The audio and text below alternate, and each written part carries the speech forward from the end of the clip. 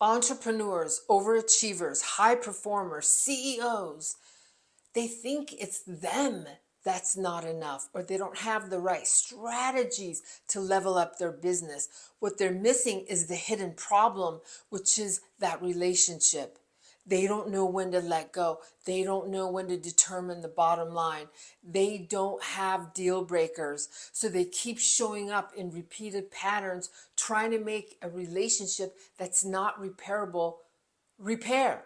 So if you're an entrepreneur and you need to let go of a relationship so that you can elevate in your business, then you join my group coaching, because I will show you and connect you to your internal world of what it looks like for you to have a deal breaker with someone that keeps sucking the energy out of you and keeping you in rumination of trying to solve this relationship. What if I told you letting go is the answer, not trying different methods, different therapy, different solutions? This person is not in line with your next chapter.